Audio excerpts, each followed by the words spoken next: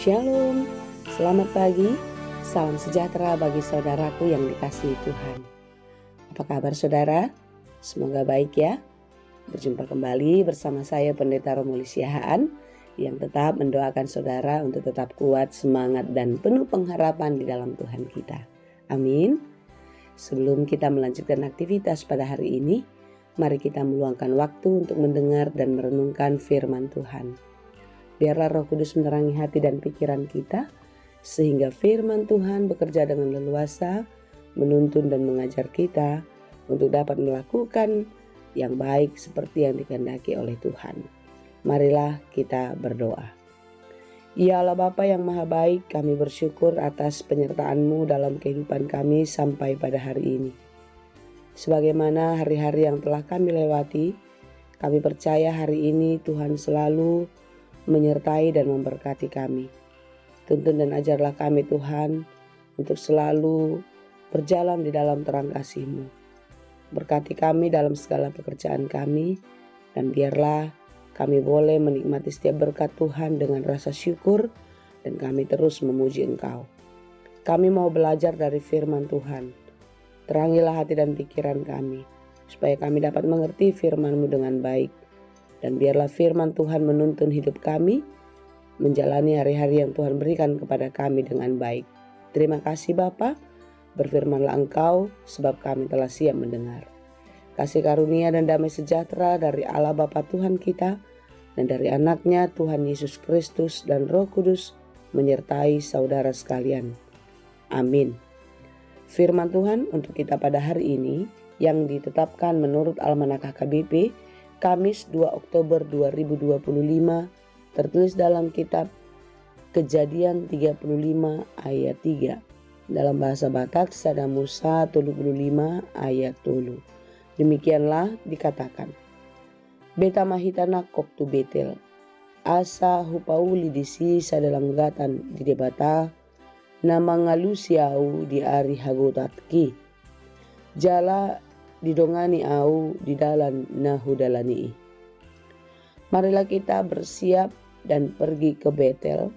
Aku akan membuat mezbah di situ bagi Allah yang telah menjawab aku pada masa kesesakanku dan yang telah menyertai aku di jalan yang kutempuh.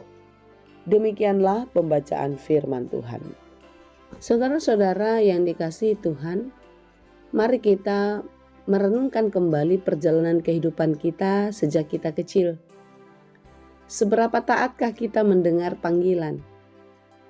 Ada anak yang dipanggil sekali langsung menyahut dan datang. Ada yang dipanggil berkali-kali pun tidak datang juga. Kalau hari ini di usia dewasa ini, ketika kita mendengar suara panggilan, apakah kita peka? Kita langsung menyahut dan datang menemui orang yang memanggil kita. Atau terkadang kita pura-pura tidak mendengar. Bisa karena memang kita tidak mendengar atau tidak jelas mendengar panggilan itu, atau kita tidak mau tahu akan panggilan. Dari renungan ini kita melihat bagaimana Tuhan memanggil Yakub. Memanggil dalam arti berseru kepada Yakub dan meminta Yakub melakukan sesuatu.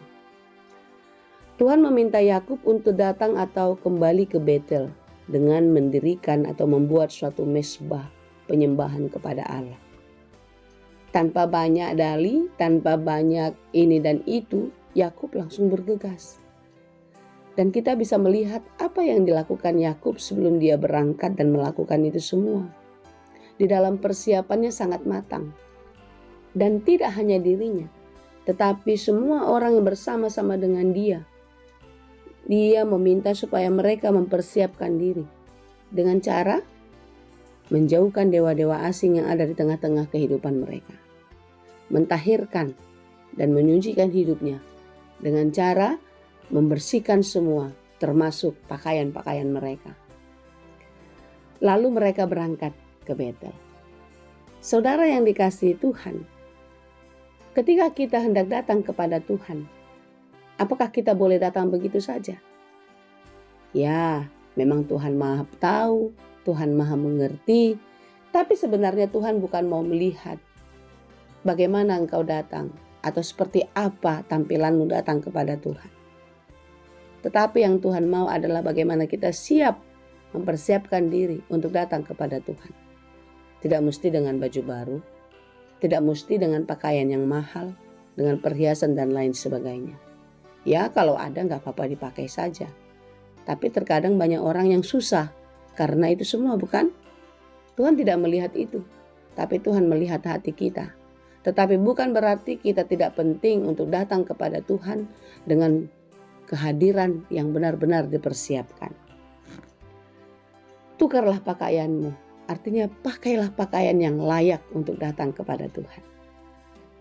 Jauhkanlah dewa-dewa asing yang ada di tengah-tengah kamu. Artinya jangan ada lagi hal-hal yang membuat dirimu fokus kecuali kepada Tuhan. Demikianlah caranya kita untuk datang kepada Tuhan. Saudara-saudara yang dikasihi Tuhan, buatlah mezbah penyembahan kepada Tuhan sebagai tanda rasa syukur kita kepadanya. Apakah mezbah penyembahan kita kepada Tuhan hanya di gereja saja? Tentu tidak. Ketika Yesus telah datang ke dunia dan naik ke surga, Roh Kudus datang menyertai kita. Allah ada di mana saja. Dia omnipresent, hadir di segala kehidupan kita. Karena itu hadirkanlah Tuhan senantiasa di dalam hidupmu. Buatlah mezbah di hatimu untuk menyembah Tuhan senantiasa. Menyembah Tuhan tidak hanya di gereja. Menyembah Tuhan tidak hanya di tempat-tempat tertentu saja. Tetapi di semua tempat kita pantas menyembah Tuhan. Bagaimanakah kita menyembah Tuhan? Tentu di dalam kehidupan kita setiap hari. Kita tidak menyakiti hati orang lain. Di situ kita sedang mendirikan mezbah Tuhan. Kita tidak melukakan hati orang. Kita tidak mengecewakan. Kita tidak mencari keuntungan diri sendiri. Di situ kita sedang mendirikan mezbah penyembahan untuk Tuhan. Karena menyembah Tuhan adalah menyenangkan hati Tuhan. Menyenangkan hati Tuhan berarti kita berbuat yang baik, yang sesuai dengan kehendak Tuhan.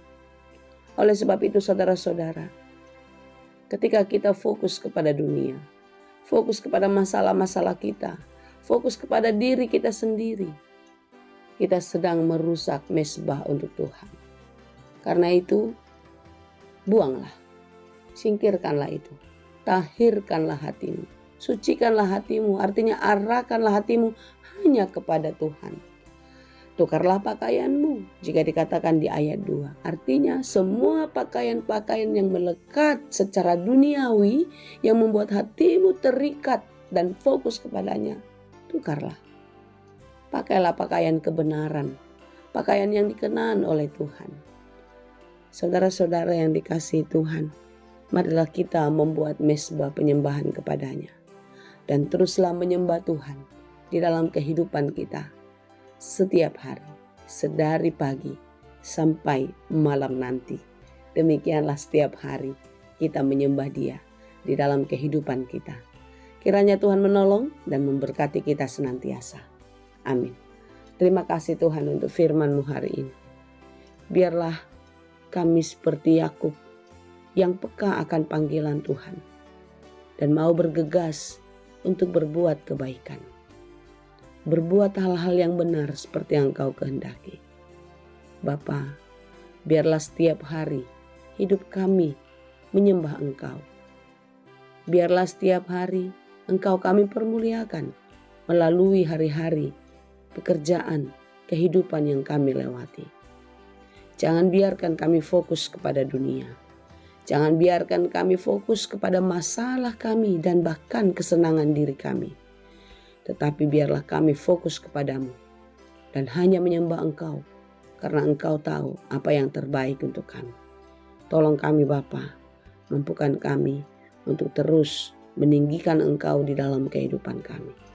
Berkati kami dalam segala pekerjaan kami hari ini, biarlah apa yang kami lakukan berhasil dan berbuah dengan baik karena Tuhan menolong kami. Terima kasih Bapa.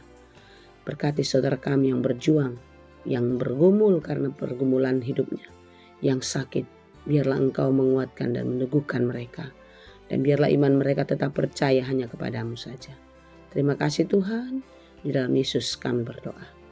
Anugerah Tuhan kita Yesus Kristus dan kasih karunia Allah Bapa dan persekutuan Roh Kudus, itulah kiranya yang menyertai dan memberkati kamu sekalian. Amin.